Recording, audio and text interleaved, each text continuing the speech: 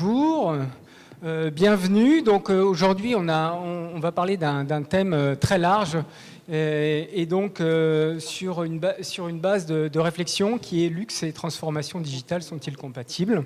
Donc je vais vous présenter nos invités. Alors, ce que je vais faire, parce que ça sera sûrement plus intéressant, plutôt que de faire la liste de tous les invités un par un, c'est que je vais les présenter et leur poser tout de suite une question pour les mettre dans le bain. Vous êtes d'accord? Ça vous va? Et on commencera donc notre débat. Moi, je suis Jérôme Monange, fondateur du Lab Luxury and Retail 2025. Alors, Marie-Pierre Schmitt, vous êtes la CIO de Bentaberry. Bentaberry, qui est une marque avec un ADN France très marqué, c'est le cas de le dire. Et vous êtes une marque donc de cosmétiques. Vous travaillez alors avec l'INSERM en collaboration. Vous êtes membre de la Cosmétique Vallée. Vous avez une cible de 15-30 ans. Et la question qui est la question d'entrée, qui est celle de notre thématique, c'est si je vous dis luxe et digital, aussi bien d'un point de vue personnel ou de marque, qu'est-ce que vous me dites ? Luxe et digital, pour moi, c'est avant tout une convergence naturelle, puisque j'ai quand même le sentiment que ces deux éléments partagent le même espace sensoriel. Dans les deux cas, c'est une expérience, une émotion. Donc, pour moi, c'est une vraiment convergence naturelle. Alors, Éric Brionès, on vous connaît sous diverses facettes, la facette dark planner ou planeur stratégique. Et vous êtes auteur ou co-auteur d'un livre qui s'appelle La génération Y et le luxe. Donc, luxe et digital pour vous? Bonjour à tous. Le premier point, déjà, luxe et digital, il n'y a pas un luxe. Et plus que jamais, et c'est une des conclusions du livre qu'on a bossé, c'est qu'il n'y a pas un luxe, il y a des luxes déjà. Donc déjà, mettre tout dans le même panier demande une nuance extrêmement importante. Et c'est vrai que vous soyez dans, entre guillemets, le luxe absolu chez les Hermès et les Chanel. Vous allez le développer, vous inquiétez pas. Voilà, ah ouais, voilà, d'accord. Donc, de la nuance, et simplement, aujourd'hui, c'est vrai que au contact des maisons, on voit qu'on est véritablement rentré dans le sujet de ce qui note, qui est la digitalisation du luxe, mais elle s'annonce compliquée. D'accord. Donc vous allez passer le micro à votre voisine, qui est Florence Trouche, qui représente une petite entreprise qui s'appelle Facebook. Et donc vous êtes Global Client Manager et je vais vous poser la question. Luxe et digital, qu'est-ce que ça veut dire pour vous ou pour Facebook? Pour Facebook, ça veut dire... je répondrai et je vais paraphraser mon voisin qui est de dire effectivement le secteur du luxe en général est beaucoup plus en retard que beaucoup d'autres secteurs industriels. Donc chez Facebook, c'est, on va dire, des nouveaux entrants. Et puis je développerai en fonction des questions, mais c'est un secteur qui est de plus en plus massivement présent sur ce réseau social et qui s'intéresse naturellement, tout particulièrement à un autre qui est Instagram, que je représente aussi, puisque c'est la même entreprise. Donc vous avez une double casquette. Ouais. Donc vous allez pouvoir garder le micro et je vous présente David Alexandre Klingbeil, le CEO de Diman. Alors Diman, c'est une start-up, si on peut dire, une entreprise française prometteuse qui imagine, vend en série limitée des pièces et créations exclusives et qui sont fabriquées par des artisans d'exception et avec un concept de club privé. Donc évidemment, la notion de luxe et de digital, pour vous, qu'est-ce que cela signifie? Pour nous, en particulier sur Diman, le luxe et le digital, c'est bien sûr une évidence. Et non seulement le luxe permet de recréer, enfin le digital, je veux dire, permet de recréer l'expérience luxe en ligne, mais nous, on veut aller plus loin et on est persuadé que le digital, ça permet également de sublimer cette expérience. C'est-à-dire qu'une expérience luxe sur laquelle vient se rajouter le digital peut être encore plus belle, peut transmettre encore plus d'émotions, peut être encore plus pertinente que celle uniquement en ligne. Et c'est sur Diman, c'est cette expérience qu'on a voulu recréer en faisant se parler des mondes qui pourtant sont très éloignés. Ça paraît être presque un oxymore en fait. Luxe et digital, on se dit, est-ce que... le digital, on pense à Internet, la rapidité, pas d'histoire, l'instantanéité, la démocratie, enfin c'est très démocratique, etc. Quand on pense à luxe, au contraire, on pense à lenteur, on pense à héritage, on pense à aristocratie, etc. Et au final, ces deux notions qui semblent être un oxymore finissent par vraiment bien se marier ensemble. Et sur Diman, c'est ce mariage entre la modernité et la tradition qu'on a voulu réaliser. Merci. Vous allez passer donc le micro à David Ohaillon, qui est Digital Chief Officer de John Paul. John Paul, ce n'est rien que le numéro 1 des services de conciergerie en Europe. Donc, luxe et digital, David. Alors, luxe et digital, c'est la personnalisation, c'est l'art du service, c'est la façon de satisfaire un client. Après, chez John Paul, que ce soit par un humain ou par le digital, en gros, on arrive à combiner les deux et à satisfaire le client. Je vous remercie. Geoffroy de Bec-de-Lièvre, CEO de Marco Vasco. Alors Marco Vasco, spécialiste du voyage sur mesure sur Internet. Une petite société, entre guillemets, qui est née en 2007 et qui aujourd'hui fait déjà 70 millions de chiffres d'affaires et qui voit la vie en rose puisque ses chiffres de progression en 2014 sont avec 2 chiffres alors que le secteur est plutôt en négatif. Pour vous, la notion de luxe et de digital ? Alors, nous, on se sert du digital pour recruter nos clients. Donc, Internet est vraiment un canal d'acquisition. Mais après, sur le vrai sur-mesure, dès lors qu'on doit prendre les dimensions du client et lui adapter un circuit qui est vraiment fait pour lui, on est obligé de rebasculer sur du offline et on revient sur du digital au moment du paiement. Donc, nous, c'est plus un canal d'acquisition qu'autre chose. D'accord, merci. Et donc, Xavier Louillot, vous êtes senior vice-président marketing Europe, Middle East, Africa de Accor Luxury Upscale Brands, qui sont les marques, si je ne me trompe pas, et vous me reprendrez si je me trompe, Sofitel Luxury Hotel, So, Pullman, M Gallery, The Cybele et Grand Mercure. Donc, même question que pour vos petits camarades, luxe et digital. Pour vous, qu'est-ce que ça signifie ? Comme mes voisins également, il y a les notions évidemment de sur-mesure, de personnalisation, de coûts humains. Il y a également des notions de réinventer le contenu. Ça, c'est quelque chose qui est important. La notion d'expérience a été mentionnée également. Et puis, je crois qu'il y a aussi quelque chose qui est un petit peu toujours au-dessus de tout ça, c'est la notion de création, parce qu'il y a quelque chose qui est magique dans le luxe et qui est également dans le digital. Il y a toujours ce petit coup de baguette magique qui est lié à la création qui fait la différence. Et voilà, et c'est quelque chose qui est au cœur du luxe, la création. D'accord. Merci beaucoup. Alors, on va rentrer maintenant dans le vif du débat avec des choses un tout petit peu plus concrètes. Et pour continuer à dire un peu ce qu'est le luxe aujourd'hui, je pensais que le témoignage d'Éric sur ces diverses notions du luxe qui existent, et puis peut-être aussi l'arrivée des nouvelles générations dites Y, et leur vision d'un nouveau luxe pourrait être intéressant aussi pour éclairer ce débat. Oui, on revient sur l'idée qu'est-ce que le luxe, et la force de cette génération, c'est qu'elle nous donne une définition plurielle du luxe. Aujourd'hui, j'ai envie de dire qu'il y a trois types d'acteurs dans le luxe. Il y a le luxe absolu, le luxe traditionnel, ceux d'Hermès, de Chanel. Et puis, il y en a une deuxième famille de marques qui est ce qu'on appelle le luxe accessible, qui est en effet une branche qui est en très forte croissance, qui est symbolisée par Michael Kors et d'autres marques. Et puis, il y a une troisième catégorie de marques où je trouve en effet que Diamond, quelque part, incarne. Ce sont en effet ces nouveaux entrants, ces startups de luxe qui sont nés avec le digital et qui n'en héritent pas. Ils vivent avec, ils ont les bons réflexes. Et donc, quelque part, de dire qu'il y a un digital pour le luxe, c'est pas possible. Je pense que le luxe, en effet, luxe absolu, n'est pas le même que le luxe accessible.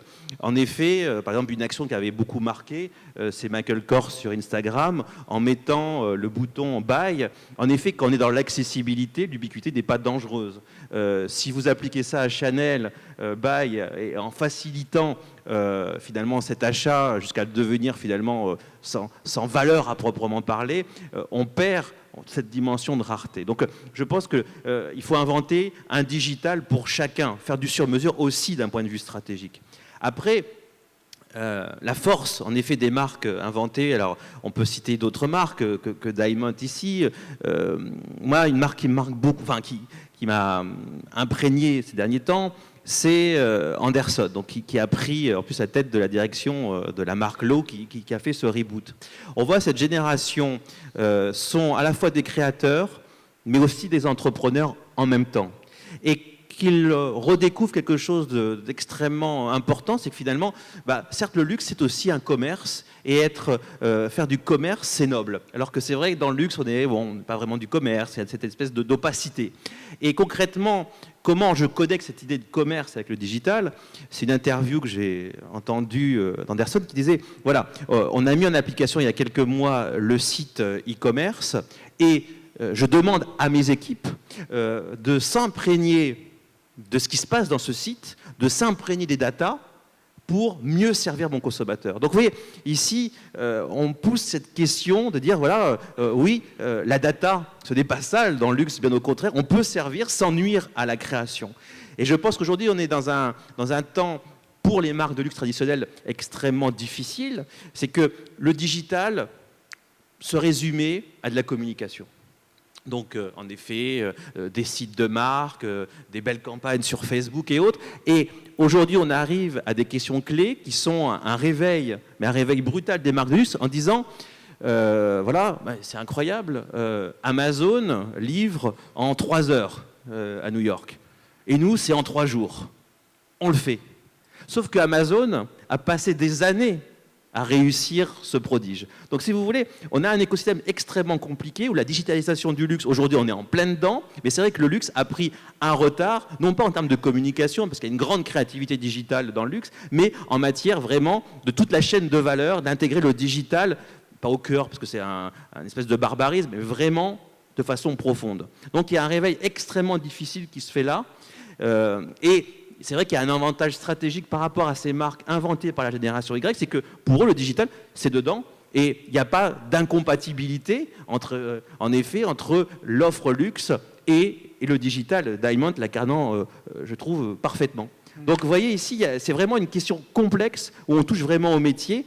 Mais il faut avoir bien en tête cette idée de segmentation, qu'il n'y a pas un luxe, il y a des luxes, et il faut une réponse digitale pour chacun, mais il y a une digitalisation. Ces marques, les Chanel et autres, doivent se digitaliser, mais les Diamond, les Anderson et autres, eux, sont digitales. Ils n'ont pas besoin d'être digitalisés. Et ça, vous voyez, c'est à prendre en compte. Et c'est vrai qu'une des façons de compréhension, c'est comment on intègre un créateur qui est pleinement digital-minded. Un des plus beaux exemples, c'est Burberry. C'est vrai qu'on le cite à répétition, Burberry. Mais regardez le créateur Christopher Bailey de Burberry, une interview que j'ai lue dernièrement, qui finalement explique l'impact de Big Data chez Burberry. C'est un créateur qui vous parle Big Data, mais qui vous le dit de façon extrêmement simple, en disant aujourd'hui, tout simplement, eh bien, il y a une base de données Burberry, et nous avons l'impression, c'est fondamental, qu'aujourd'hui, un client qui rentre dans une boutique Burberry à Shanghai, Paris, Londres ou sur l'e-commerce, il doit être traité de la même manière. Donc à partir de là, Big Data est fondamental. Vous voyez, donc cette génération de nouveaux créateurs qui ont complètement intégré le digital dans leur pensée, ils n'ont pas besoin d'être digitalisés, ils le sont. Et c'est aux marques traditionnelles d'arriver à faire cette révolution culturelle, et c'est pas facile. D'accord. Donc on est un petit peu poussé par les nouveaux usages des consommateurs, on est un petit peu poussé aussi par le mass market, parce que l'air de rien, ils ont quand même pris de l'avance. Et donc finalement, les marques de luxe vont devoir un petit peu évoluer, aussi bien sur leur communication que sur beaucoup de choses. Et sur le service, juste ça, en effet, le service est quand même une valeur intrinsèquement liée au luxe.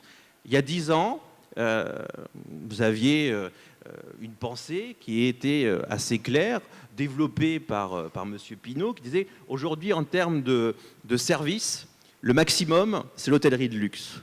Sauf aujourd'hui, le maximum en termes de service, c'est quoi? C'est Uber, c'est Airbnb, c'est Netflix. Donc quelque part, si vous voulez, et là ça pose une question vraiment naturelle, c'est qu'aujourd'hui, le meilleur du service, quelque part, ce sont les pure players qui le font et pas les marques de luxe. Et quand vous êtes marque de luxe, vous devez être au maximum. Donc on a vu système de distribution. Et là, on touche vraiment au cœur de la raison d'être du luxe, qui est le service. Donc, vous voyez, ça touche beaucoup de choses. Donc le paradoxe aussi, c'est donc finalement c'est le digital et les sociétés liées au digital qui vont effectivement faire avancer le luxe dans une direction qui va dans ce sens.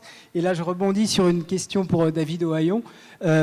Effectivement, big data et luxe, est-ce que c'est des choses qui vont bien ensemble? Je pense que votre John Paul est plutôt bien placé pour le savoir. Tout à fait. Ça me fait plaisir d'entendre parler de service dans le luxe parce que c'est notre C'est métier. évident. On est là pour servir le client au service des grandes marques.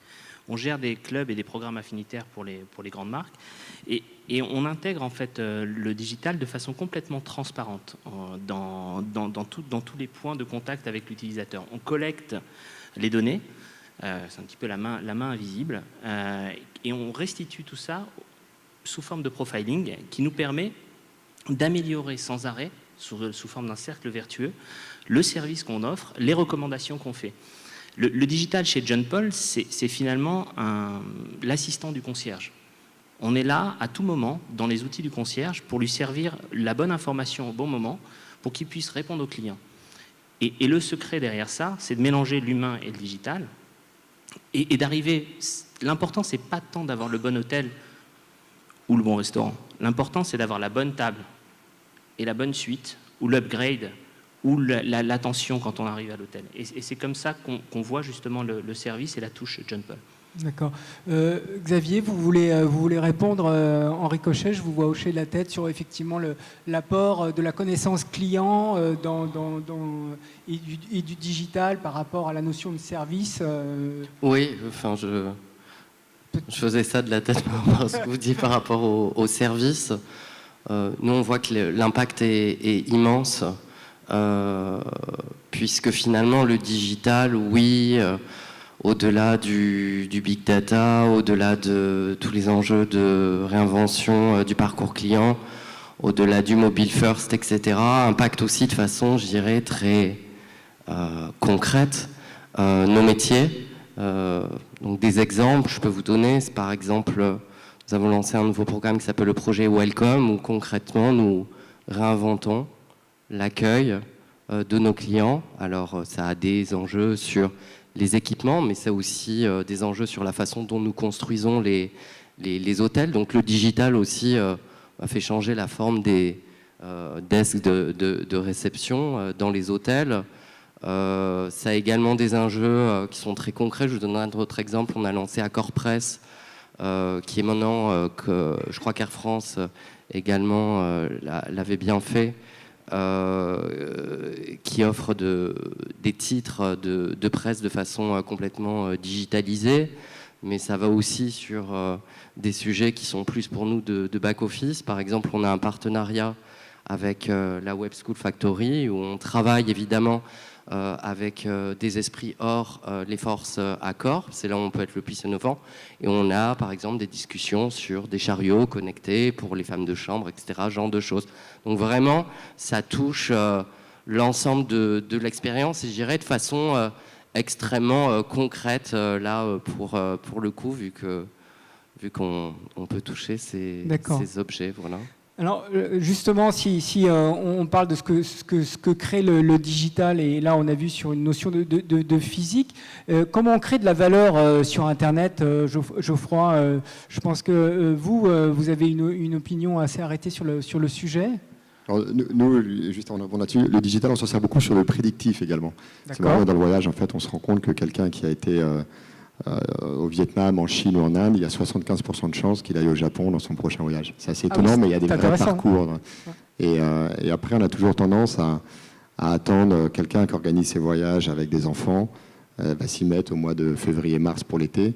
Et finalement, pourquoi est-ce que toutes les agences attendent que le client revienne vers nous? Pourquoi est-ce que ce n'est pas nous qui venons vers le client et qui anticipons ses besoins grâce à un meilleur enrichissement de la connaissance client? Donc ça, c'est quelque chose qui est intéressant. Et après, la création de valeur, on a beaucoup parlé de services. Nous, elle se fait avec des conseillers, avec des personnes physiques qui sont capables de vraiment comprendre les clients, qui leur posent beaucoup de questions Et après, on rebascule sur le digital. Mais elle se fait offline, ou la création de valeur. Et elle se fait par l'expertise. Et finalement, on a une école de vente, enfin une école de formation en interne. Et elle se fait beaucoup par les compétences humaines. D'accord. Est-ce que quelqu'un veut rebondir sur cette question, comment on crée de la valeur sur Internet ? Moi, je suis assez d'accord avec ce qui a été dit précédemment, mais autre chose en fait sur lequel j'aimerais rebondir, sur la création de valeur en particulier, juste en fait, c'est marrant parce qu'on en parlait juste avant, souvent en fait on est en train de parler de produits de luxe, et je trouve qu'en fait ça risque d'embrouiller ça risque d'embrouiller un peu les gens, parce qu'on a du mal à définir qu'est-ce que c'est un produit de luxe, est-ce que telle chaussure est de luxe ou non, est-ce que tel parfum est de luxe ou non, etc. Moi, je trouve que le luxe, c'est d'abord une notion B2B, c'est-à-dire qu'on peut dire qu'il y a des groupes de luxe, du marketing de luxe, des stratégies de luxe, etc.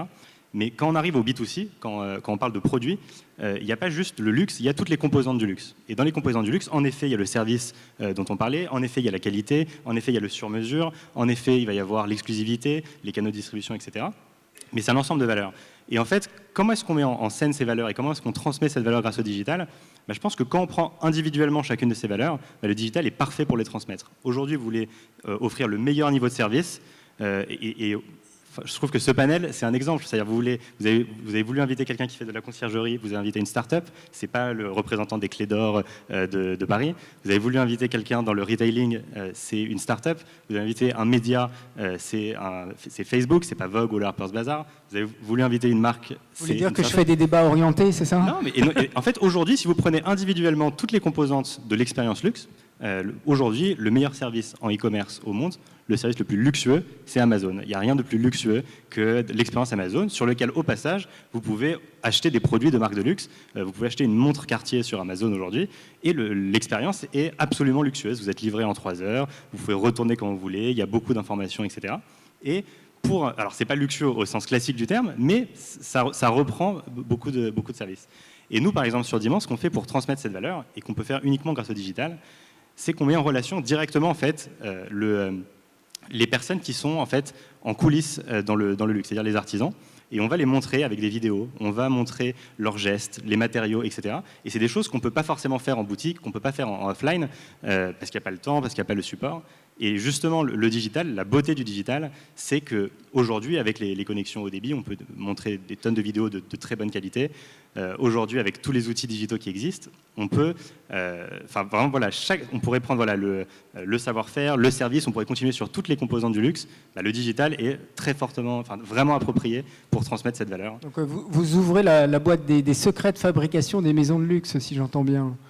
Alors, le vrai secret, il est un petit peu plus compliqué, mais nous, ce qu'on fait, c'est pour expliquer pourquoi est-ce qu'un objet d'exception est un objet exceptionnel. Bien sûr qu'il est exceptionnellement beau, donc il suffit de le regarder. Peut-être que si vous avez l'œil aiguisé, vous le reconnaîtrez. Mais pour beaucoup de personnes, c'est aussi savoir comment est-ce qu'il a été fabriqué, quelle est l'histoire de l'artisan qui l'a fabriqué, est-ce qu'il est meilleur ouvrier de France, entreprise du patrimoine vivant, etc. Quels sont les différents gestes, le temps qui est nécessaire pour le fabriquer. Donc nous, sur Diman, où on représente 300 artisans d'exception, on prend le temps de faire ça, et c'est quelque chose que seul le digital permet de faire. C'est pour ça qu'on a choisi de se lancer en ligne, même si dans toute expérience luxe, il y a toujours une partie en ligne, une partie hors ligne, surtout quand on vend des produits, parce que quand on reçoit le produit, au final, il est physique, et il n'est pas digital. Mais le digital permet de passer ses émotions, d'apporter ce niveau de service, d'apporter de l'information. Et dans tous ces domaines, personne ne peut le faire de manière aussi belle et aussi efficace que le digital. D'accord. Est-ce que d'autres veulent répondre à la question comment on crée de la valeur sur Internet ? Moi, je serais bien revenue sur la définition du luxe, Oui. parce que je trouvais intéressant tout ce qui a été dit, dans la mesure où si chacun d'entre nous se livre à faire l'exercice de rechercher la définition dans n'importe quel dictionnaire ou sur Internet, vous serez surpris de voir qu'il n'y a pas une définition. Et il y a des tas de mémoires et de recherches sur qu'est-ce que le luxe. Certains l'ont ramené à une notion de produit, d'autres à une notion de service, d'autres à un canal de distribution. Et c'est extraordinaire parce qu'en réalité, le luxe, c'est une valeur totalement qui n'appartient à personne et qui ne répond à aucun sens logique. Pour moi, le luxe, c'est le temps. Donc, je n'aurais répondu à aucun de ces critères. Et finalement, ce qui est intéressant, c'est de voir qu'aussi, il a évolué, puisque je rappelais, justement, en discutant tout à l'heure avec l'un d'entre vous, qu'à l'époque d'Épicure, le luxe était décadent. Or, aujourd'hui, c'est quelque chose considéré comme suprême. Donc, n'oubliez pas que cette matière est extrêmement meuble, évolutive. Et finalement, je crois que ce qui va arriver aujourd'hui, c'est que nous l'écrirons tous, cette page du luxe. Comme tu le disais très justement, le luxe n'appartient à personne et nous l'écrivons chaque jour différemment.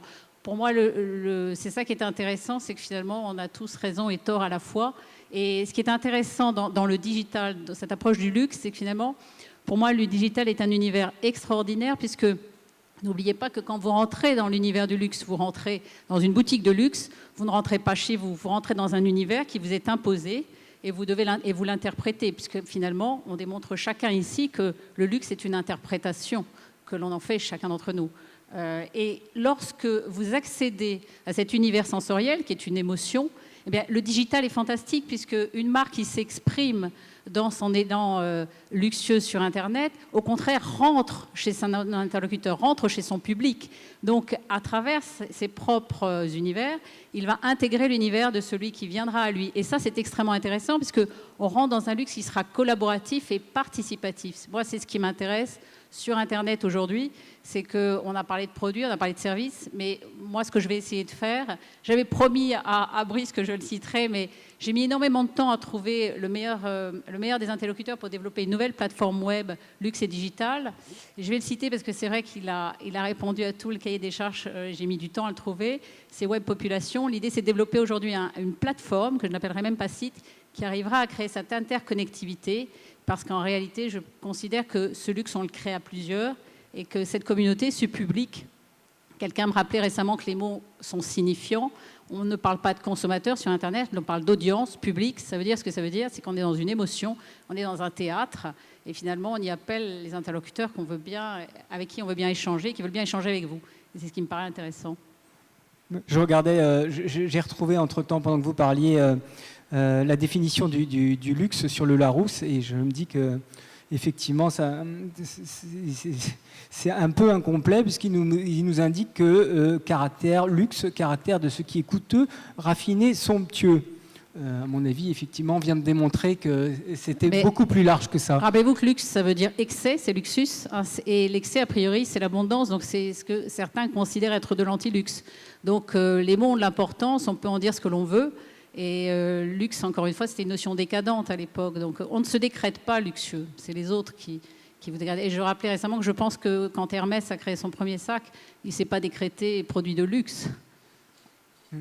Il a essayé de faire un bel ouvrage, il a cru en la qualité, au métier d'art, et c'est à mon sens ce qui est le plus important dans cette notion.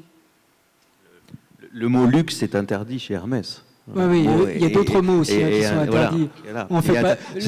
C'est une philosophie. Le mot marketing est interdit dans certaines... Oui, mais c'est vrai, parce que l'étude d'AY et au-delà, on voit pour beaucoup de jeunes, le mot luxe est devenu un gros mot marketing. Même on parle de L-word, en référence de fuck world, si vous voulez. Mais je pense simplement, mais c'est-à-dire qu'il y a eu un tel abus qui s'appelle le mastige, où, entre guillemets, certaines marques ont vendu du faux luxe au prix du luxe, qu'aujourd'hui, en fait, juste pour répondre à ta question, quelle valeur? Je pense que c'est, au-delà de créer de la valeur, il y a tout un pan de justification de la valeur. La Y est perfide, mais au-delà, et c'est contaminant. On est dans une période de crise, il ne faut pas l'oublier. Il y a une étude terrible qui est sortie par Opinionway il y a quelques semaines, qui montrait que pour les Français CSP+, 87% des CSP+ français trouvaient que le luxe maintenant c'était pour les touristes, plus pour eux. Donc je l'ai vu, oui. Redoutable ça. Oui. Et ça veut dire quoi? Ça veut dire concrètement qu'on est passé dans une phase de crise où aujourd'hui le Y lance ce paradigme, mais pourquoi le luxe c'est cher?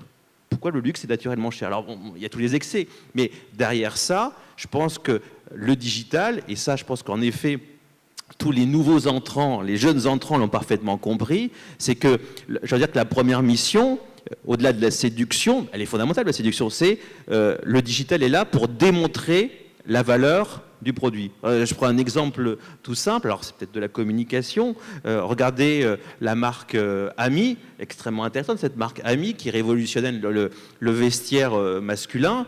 Il y a une pensée du vêtement et il y a cette petite... Alors c'est un acte de communication, au-delà du digital, c'est... Voilà, dans l'étiquette, c'est pas que Made in France, mais c'est Made in France, mais fait avec amour. Donc vous voyez, il y a une pédagogie qui doit se faire, et le digital est formidable dessus. Je rappelle un exemple que j'adore, qui est la marque Cavalier Bleu, je cite toujours, mais je trouve que c'est un des plus beaux exemples, un événement qu'elles ont fait avec Merci Alfred, avec le lancement d'une chemise qui doit durer toute une vie, chemise qui était vendue 85 €, alors que le prix normalement était à 180 €, donc il y a une volonté de com par le produit, et vous avez toute une démonstration de la valeur du produit, de pédagogie, en disant voilà le tissu, voilà les boutons utilisés, donc une pédagogie du produit, et je pense que cette nouvelle génération, elle est très liée au produit, et elle n'a pas peur de démontrer, et elle peut le démontrer que son produit est supérieur à l'autre. Et quelque part, vous voyez, c'est pas une pensée luxe de démontrer, c'est une pensée premium. Le propre du premium, rappelons-nous, il a été inventé par BMW, Mercedes. Ce sont des gens qui ont été capables de mettre en équation leurs produits. Une BM, on vous explique son prix. Et aujourd'hui, il y a une pensée clairement dans le luxe qui est très poussée par les nouveaux entrants, de dire, OK, voilà mon prix, je vais le démontrer. Le digital est un endroit formidable de pédagogie par une explication produit. Vous voyez, c'est le rêve, mais aussi un réalisme terrible qui est en plus exacerbé par cette période de crise. Alors justement, moi j'aimerais revenir un petit peu sur cette notion qui est souvent attachée à celle du luxe, qui est un peu une expérience de sur-mesure, et puis de web. Alors est-ce que ces deux luxe et web finalement, c'est pas ce web qui peut être aussi synonyme d'automatisation? Godefroy Bec de Lièvre, vous en pensez quoi? Nous, c'était un peu tout le sujet, c'est le voyage sur mesure, qui n'est pas forcément un voyage luxueux, qui est un voyage hors des sentiers battus. Et puis, le luxe, on a beaucoup parlé de marque, mais pour certains, ça va être une nuit au Mandarin. Pour l'autre, ça va être un petit boutique hôtel de 4 chambres perdu dans Shanghai, mais avec un charme fou. Donc, on revient une fois de plus sur une notion individualisée. On a tous vu qu'on avait une définition différente du luxe, et donc, pour chaque client que l'on traite, il y a une version différente du luxe, quoi. Et donc, c'est à chaque fois à nous d'arriver à comprendre et de s'adapter aux besoins du client. Donc, il y a un gros travail de découverte de qui est le client. Et je pense que tant qu'on n'est pas passé par cette étape déjà, on n'est pas à même de vendre un produit, en tout cas luxueux et personnalisé. D'accord. Est-ce que d'autres intervenants veulent rebondir? Nous, en fait, le sur-mesure, c'est la raison d'être de Dimant. En fait, même pourquoi est-ce qu'on s'appelle Dimant, donc D-Y-M-A-N-T? C'est parce que c'est le nom de famille de mon arrière-grand-père qui s'appelait Félix Dimant et qui réalisait des produits sur mesure à la fin du 19e siècle en allant chercher les plus beaux savoir-faire et en les mettant à disposition de ses clients. Et donc, nous, ce qu'on a voulu recréer avec le digital, c'est exactement ça, c'est de répondre à une question simple et la réponse, c'est des produits sur mesure. La question simple, c'est que peut-on offrir à quelqu'un qui a déjà tout? Et je pense qu'on se reconnaît aussi on se reconnaîtra sur la version du voyage, c'est-à-dire qu'une fois qu'on a qu'on a voyagé, qu'on a fait les voyages classiques, où est-ce qu'on peut aller à l'étape d'après avec le voyage sur mesure? Nous, on l'a imaginé pour le produit, et donc chacune des créations d'Iman est soit complètement personnalisable, soit même faite sur mesure. Et pour donner des exemples, on a réalisé pour des clients des sabliers sur mesure, on a réalisé un écrin à peau de Nutella sur mesure, des sous-mains pour le bureau, des sacs, etc. Mais chaque produit est vraiment sur mesure, imaginé par un designer et un ensemble d'artisans.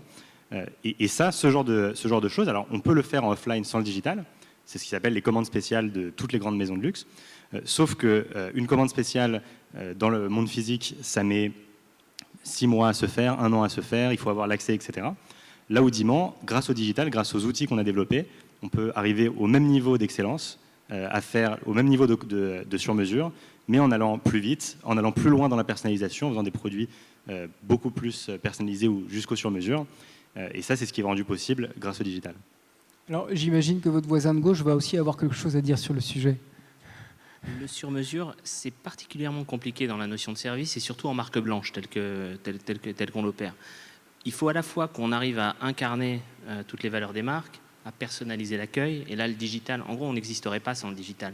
Si on n'est pas capable de savoir exactement pour quel service on appelle, pour quelle marque, comment on doit décrocher, comment on doit accueillir le client, l'expérience utilisateur est vraiment clé là-dessus.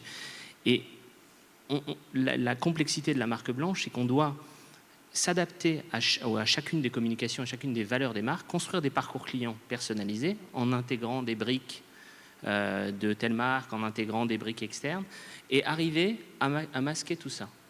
L'expérience utilisateur ou un système d'information, c'est un iceberg.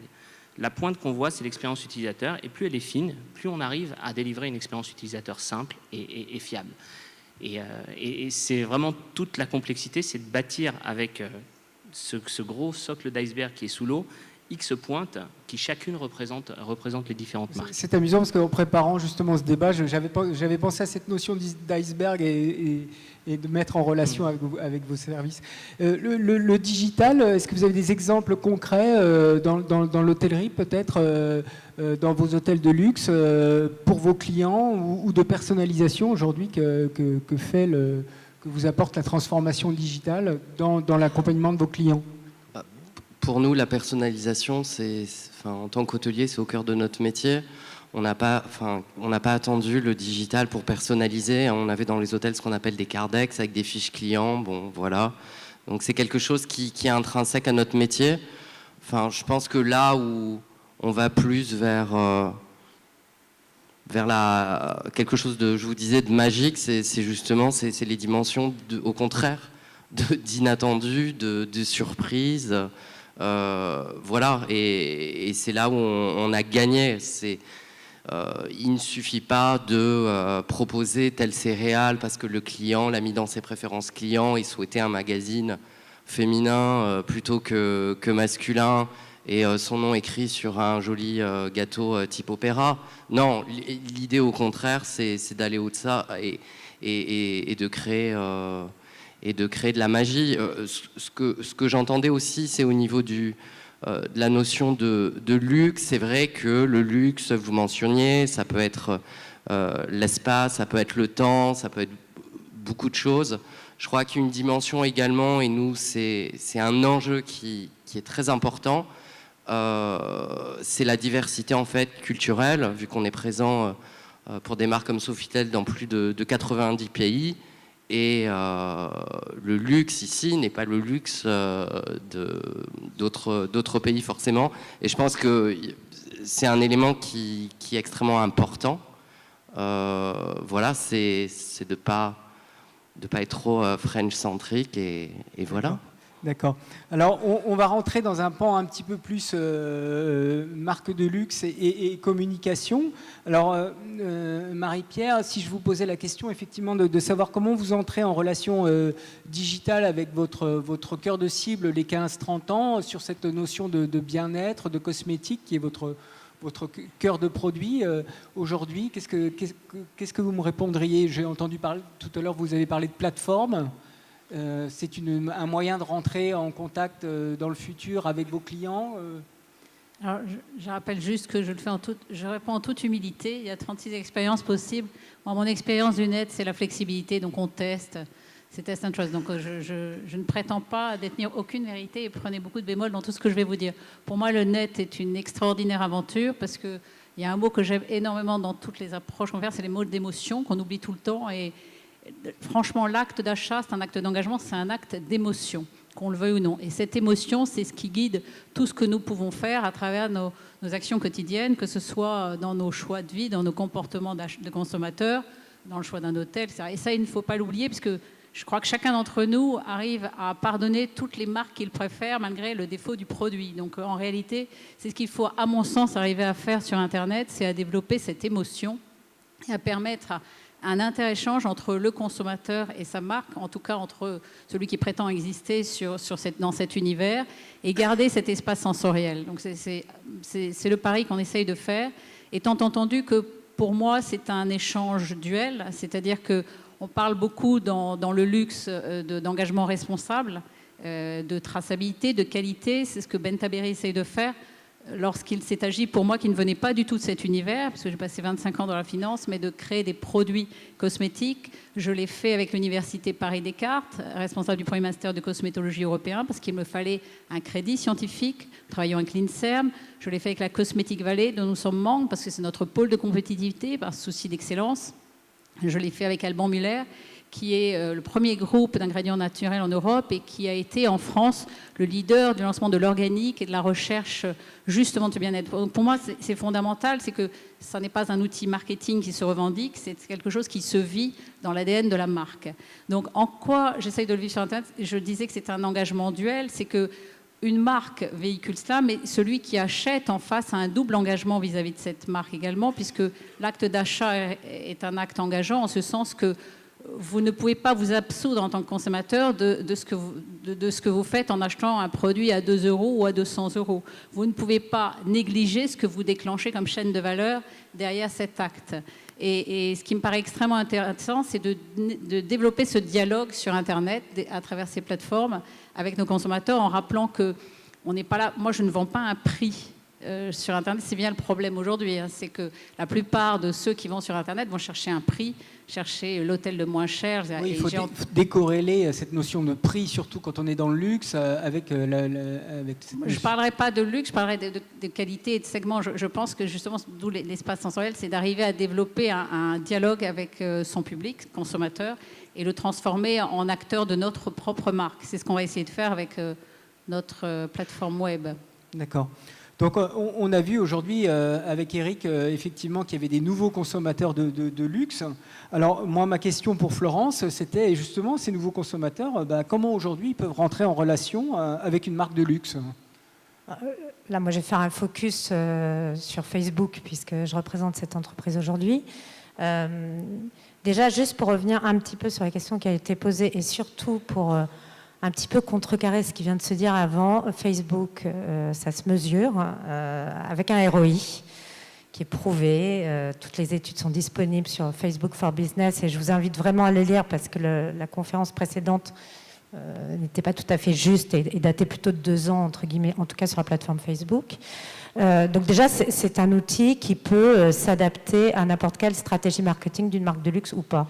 On vend. Alors sur Facebook, nous, on vend nos marques de luxe vendent des bagues à 3 000 €, des voyages à 8 000 et des montres à plus de 10 000. Parce qu'il n'y a pas de différence entre un consommateur d'un produit hôtel, il achète en fonction des moyens.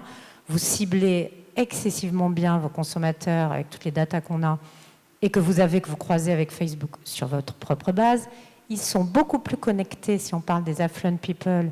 On a fait des études avec Ipsos. C'est une population qui est archi connectée, qui va sur Facebook plus que la majorité par jour. On y va 14. Ils vont déjà sur Internet et encore plus sur Facebook. Oui, tout à fait. Il faut juste savoir que Facebook, ça représente plus de 20% du temps passé sur Internet.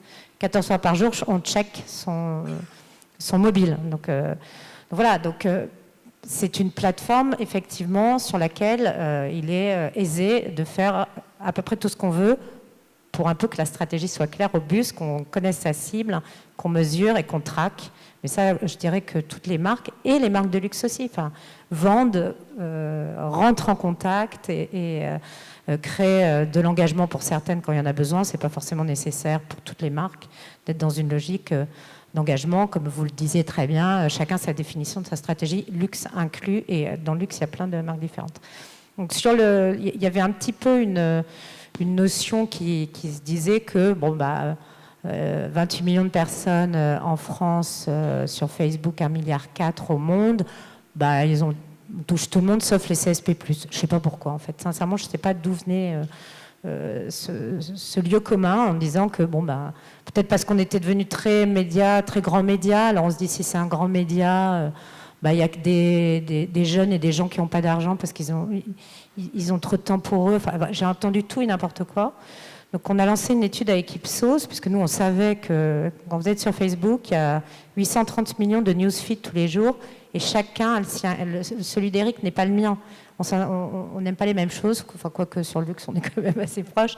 On n'aime pas forcément les mêmes choses, on n'a pas les mêmes amis, nos enfants n'y sont pas tous, etc. Donc tout est excessivement ciblé, particulier. Donc il n'y a pas de raison qu'un CSP+, ou un affluent people qui est encore plus mouton, entre guillemets, parce que tous autour de cette table, on l'est, dans la salle aussi, on est des CSP+, on consomme les mêmes choses, on a une très forte propension à aimer et en tout cas à vouloir montrer à son voisin que nous aussi on connaît, etc. Donc on est une des populations, catégorie socio-professionnelle, la plus finalement connectable et qui se ressemble, et d'où la vertu des réseaux sociaux, parce que quand j'aime quelque chose, on est à peu près sûr que je vais être vue par mon voisin, qui me ressemble, qui va m'aimer. Donc on est au contraire une plateforme qui est totalement, très fortement, donc il y a 47% des Français qui sont considérés par Ipsos comme des gens à haut pouvoir d'achat, qui sont sur Facebook tous les jours. Donc on n'est pas passé au travers de la puissance de la plateforme. C'est une plateforme humaine et on veut se connecter comme tout le monde. Mais on a l'habitude de dire en fait que chaque réseau a un petit peu une cible privilégiée. McKinsey, par exemple, conseillait d'utiliser par exemple Twitter pour les actualités, Facebook pour les messages promotionnels, les blogs pour faire l'éloge des produits. Est-ce que vous êtes d'accord avec... Est-ce que vous pouvez avoir un avis Si, j'ai un avis. Effectivement, Twitter pour l'actualité, c'est quand même... alors, c'est pas le... Non, en fait, non, j'ai un avis, mais ça ne va pas aller dans ce sens, forcément. Non, en fait, Facebook, la force, c'est la puissance, puisque par rapport à un Twitter, même en France, on est 6 fois plus puissant, ça s'est vu.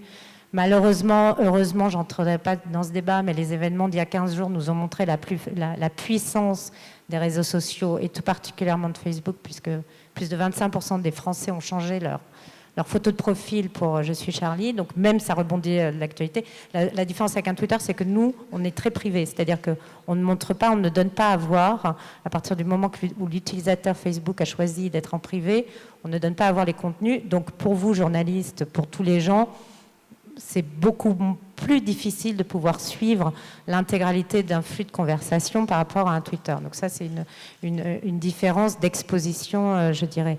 Sur Facebook, pour répondre à la question de McKinsey, vous pouvez appliquer toute votre stratégie. Oui, vous pouvez faire de la promotion. Typiquement, c'est pas ce que font les marques de luxe. Les marques de luxe, elles travaillent un leadership de marque sur la plateforme et diffusent des contenus qui rappellent, on en a beaucoup parlé, leur héritage, d'où elles viennent, les behind the scenes dans les défilés, le défilé en direct. Il y a une vraie évolution, si je puis me permettre, du discours de marque au travers de l'utilisation de Facebook notamment. Parce qu'on était peut-être parti au début, je parle que du produit, puis maintenant on va beaucoup plus au-delà. Oui, maintenant ils utilisent la plupart des grandes maisons et des digital natives. C'est vrai qu'Eric a raison, il y a ceux qui sont nés directement dans le digital, donc pour eux c'était totalement naturel. Mais les grandes maisons sont passées de quelque chose de très produit à l'univers de la marque, et ensuite maintenant s'en servent comme outil de business, avec des créations de trafic vers les magasins hyper ciblés comme Cartier qui avait fait une très belle opération avec beaucoup de succès, mesurée en comparant un magasin à même profil géographique qu'un autre, en faisant une campagne ciblée sur Facebook versus un magasin sans campagne. Donc c'est tout aussi simple que ça. Mais... Donc, du social commerce pour Cartier, c'est ça? Oui, ils ont alors, je ne sais pas si ça s'appelle du social commerce, du push produit, un très beau produit de fiançailles. Ils ont fait quelque chose de très malin, c'est de dire, tiens, je vais cibler les gens qui viennent de changer leur statut marital en...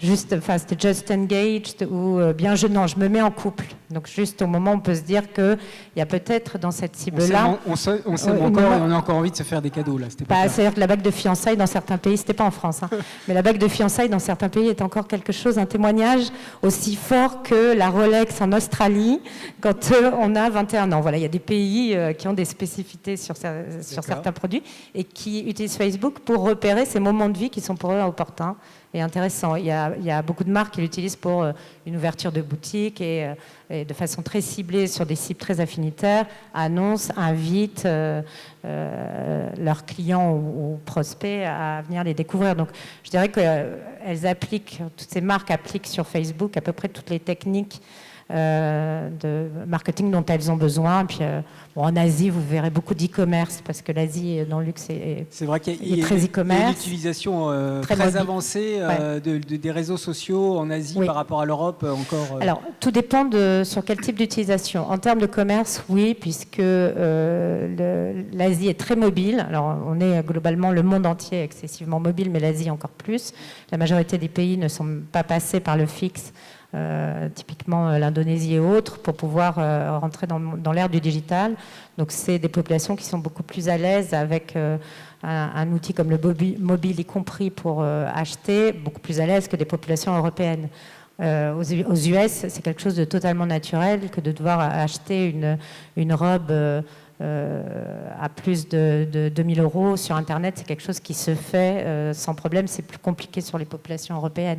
Donc après, chacun de ses spécificités et chaque grand groupe applique également les différences culturelles et business dans chacune de ces zones, et puis ça s'appuie sur une plateforme qui en fait, quand on dit, je trouve ça assez simple à retenir, c'est que grosso modo Facebook, ça vous permet de développer toute votre stratégie business et marque dans un monde qui est devenu social, certes beaucoup grâce à nous, mais beaucoup à travers de beaucoup de plateformes où, on en parlait tout à l'heure, co-crée, s'échange, parle. Cette voix du consommateur fait que l'intégralité d'un business change, y compris même à l'intérieur même d'une entreprise. Donc c'est un réseau social, c'était la base, et maintenant c'est une plateforme de marketing dans un monde qui est devenu excessivement communicant. D'accord. Juste une petite parenthèse, le mobile aujourd'hui, qui parmi vous l'utilise de manière poussée, où on a fait vraiment aujourd'hui un outil de la transformation digitale de sa marque, ou à des projets allant dans ce sens? Je crois qu'on en avait parlé, Geoffroy, vous aviez des propositions, des plans à terme d'avoir quelque chose sur mobile.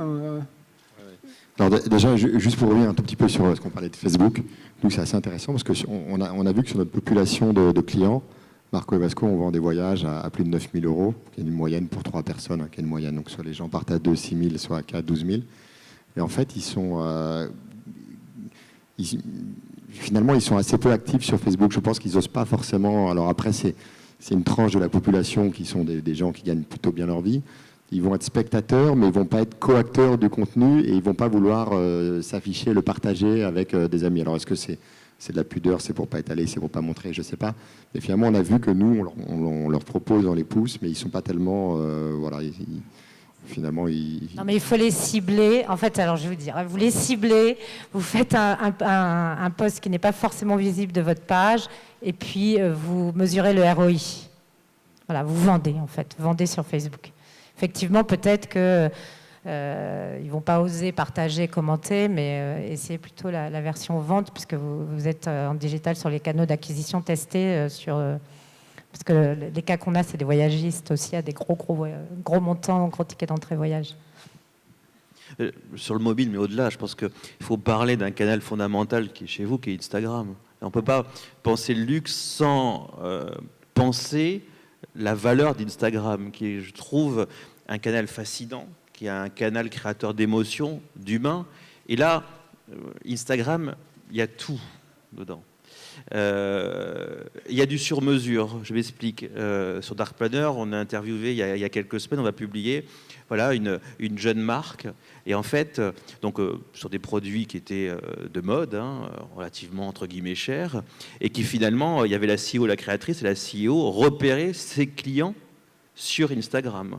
Vraiment, parce qu'on était face à des héritières, donc elle savait quel hôtel. Donc quelque part, c'était un sur-mesure commercial. Je comprends ma cible en regardant, alors j'ai initié déjà le contact, mais je vais savoir qui tu es en regardant ton Instagram. Ça, c'est le premier point, c'est un sur-mesure commercial. Le deuxième point, c'est un lien. Beaucoup, quand on voit ces jeunes marques, disent ce que je veux, c'est parler à mes publics. Donc parler, c'est de l'humain, c'est de l'émotion qui est transmise. Et regardez aujourd'hui l'utilisation faite par les jeunes designers d'Instagram, c'est fascinant. Je reprends, c'est un peu une lubie, excusez-moi, c'est le thème. Anderson, quand vous voyez son Instagram, c'est plus le créateur Yves Saint-Laurent tout en haut. Instagram permet de raconter une histoire incroyable. Je vis le quotidien de ce créateur et je vois qu'en effet, ce créateur, il a fait 5 posts sur Je suis Charlie. Je vois à Noël, à un moment donné, il y a une photo d'un train et on voit Disneyland. Il dit j'aimerais bien prendre ce train. Vous voyez, c'est toute une histoire qui est racontée à travers Instagram. Et en même temps, Instagram... Un peu de storytelling. Complètement. C'est de l'autofiction, Instagram. Et le troisième point, bien sûr, c'est du produit. Et on sait très bien, si vous faites plus de likes, vous mettez une très belle photo produit, vous allez créer du like. Donc, vous voyez, cet Instagram, en fait, quelque part, je trouve qu'aujourd'hui, il focalise beaucoup de choses, plus un élément qui est un vrai challenge, par contre, j'aime beaucoup par rapport à Big Data. Il y a du pro, il y a du contre. C'est qu'aujourd'hui, Big Data, c'est globalement de la conversation qu'on mesure. Et le vrai challenge, je pense, pour Big Data, c'est comment est-ce que c'est possible de finalement mettre aujourd'hui cette population qui est grecque, mais au-delà, qui ne s'exprime plus forcément par le mot, mais qui s'exprime par une image. Est-ce que Big Data va être capable d'analyser cette image et de nous le faire comprendre? Je crois que Monsieur Google y travaille là. Non, je crois que c'est plus facile. Il y a du boulot, hein. C'est beaucoup plus facile d'analyser de l'image que du texte. Donc, À grande dose, c'est ça, il faut de l'humain, voilà, c'est ça. C'est beaucoup plus facile. Et effectivement, tous les services intelligence artificielle de Google, Facebook, Amazon et Microsoft, les 4 grands services, travaillent beaucoup sur l'image, mais surtout le truc le plus complexe, c'est le texte, compréhension du texte. Alors, le mobile, David. en fait, quelques chiffres intéressants dans le service Oui, luxe. quand même le mobile. Voilà. Sur les programmes, par exemple, que nous animons, on peut avoir jusqu'à 60% des requêtes qui tombent en digital. Et là-dessus, la moitié vient déjà du mobile aujourd'hui. Et on a une tendance en croissance. Ça dépend des programmes, bien sûr, et des cibles de clients qu'on anime. Par contre, c'est vrai qu'on a une certaine maturité sur la partie mobile aujourd'hui, puisque John Paul, sur la partie conciergerie, a lancé les premières applications vraiment quasiment à l'ouverture de l'App Store. Donc aujourd'hui, on en est à la 2e ou 3e version déjà, et on commence à vraiment générer de l'engagement là-dessus. D'autres voudraient parler du mobile, parce que je vois que le temps passe et qu'on a même un peu dépassé là déjà. Donc en fait, pour conclure, qu'est-ce qu'on doit dire? Est-ce que justement, David, est-ce que la transformation digitale va permettre donc de mixer technologie et services pour finalement délivrer une meilleure expérience client? Et ça, c'est vraiment du luxe. Alors ça, c'est vraiment du luxe, effectivement. C'est le mélange de l'humain et de la technologie. C'est ce que j'ai dit un petit peu plus tôt, c'est-à-dire le digital pour nous, c'est un outil pour le concierge pour servir le client. Et même si on produit des expériences coûts humains, c'est pas pour ça qu'on ne peut pas fournir aux couturiers des outils de haute précision. C'est ce qu'on essaye de faire justement avec le concierge pour l'accompagner dans le parcours client. Oui, digital, mais l'humain est toujours là. Voilà. Pour cette conclusion, qu'est-ce que vous voulez dire? Est-ce qu'aujourd'hui, par exemple, on peut dire que la communication digitale des marques de luxe sera très importante? On a parlé notamment de cette notion de storytelling, de ce qu'on appelle aussi du brand content, c'est-à-dire où la marque se met en valeur et finalement va faire parler un petit peu les internautes d'une manière indirecte et va se transformer elle-même en marque média. Et donc cet internaute va parler lui-même de la marque de luxe et va continuer à faire vivre l'aura de la marque de luxe. Ça aussi, c'est l'avenir de la transformation digitale du luxe. Florence, plutôt. C'est une bonne question parce que je ne pense pas que ça soit aux consommateurs de faire vivre une marque. Bien sûr, il y contribue, mais c'est à la marque aussi de gérer, de construire et continuer dans le temps à s'ancrer dans d'où elle vient. Je dirais plus que le digital, ça permet juste de continuer à faire en sorte que ces marques de luxe et services, qu'ils soient nouveaux ou anciens, opèrent et gardent une trace et continuent à opérer dans une nouvelle forme de contact qui sont certes un avis de consommateur, mais je ne verrai jamais quelqu'un faire les dessins à la place d'un Karl Lagerfeld. Je ne pense pas que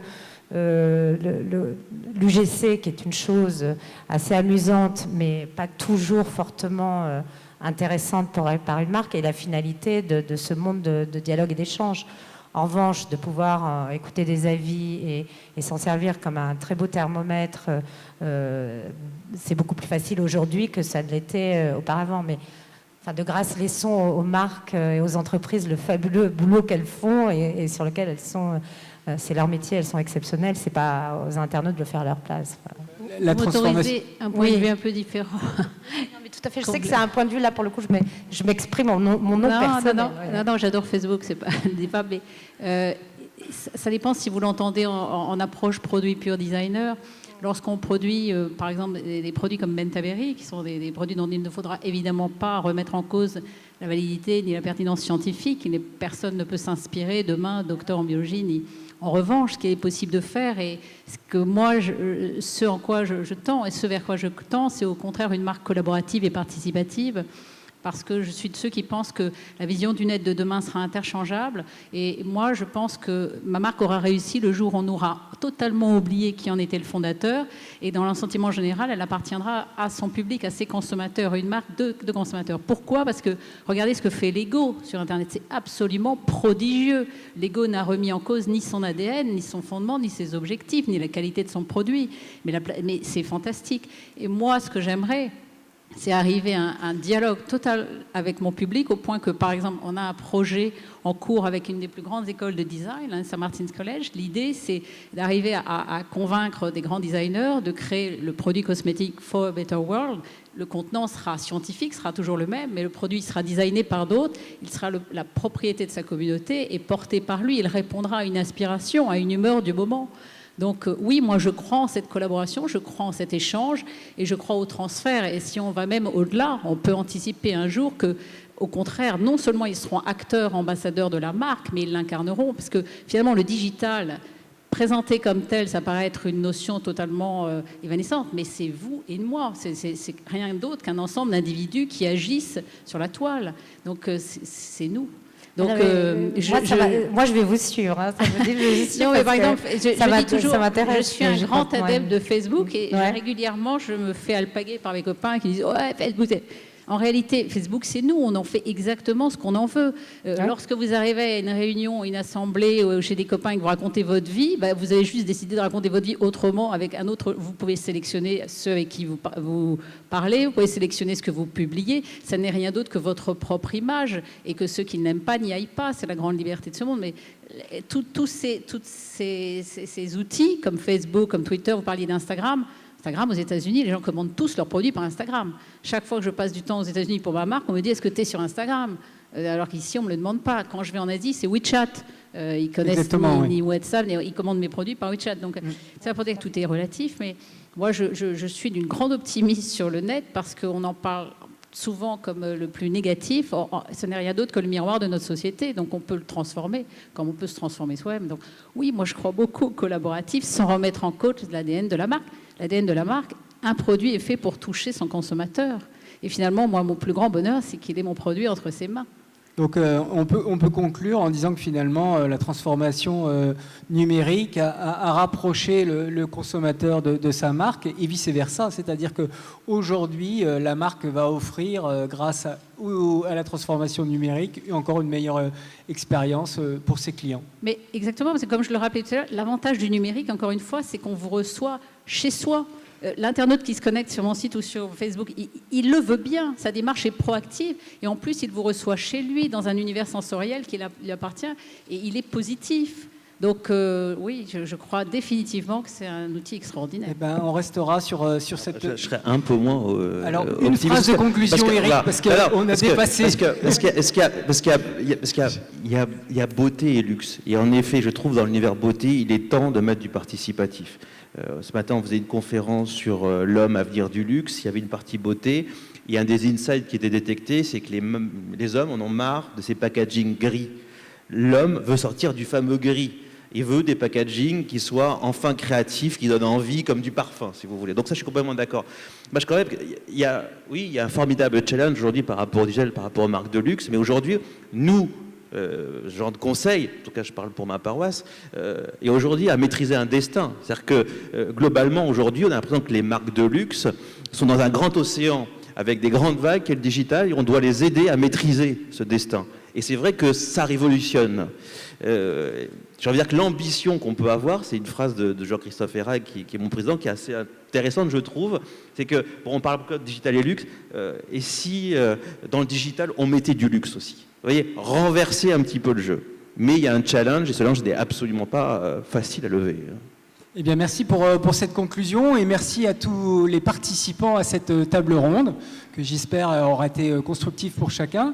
Et si le thème du luxe, comme vous avez pu le voir, est un thème très très large, vous intéresse, eh bien, sachez que nous organiserons un Digital Luxe Meeting, normalement en date du 7 avril 2015, et on sera très content de pouvoir vous y accueillir, et que là, on y parlera luxe toute la journée. Merci à vous.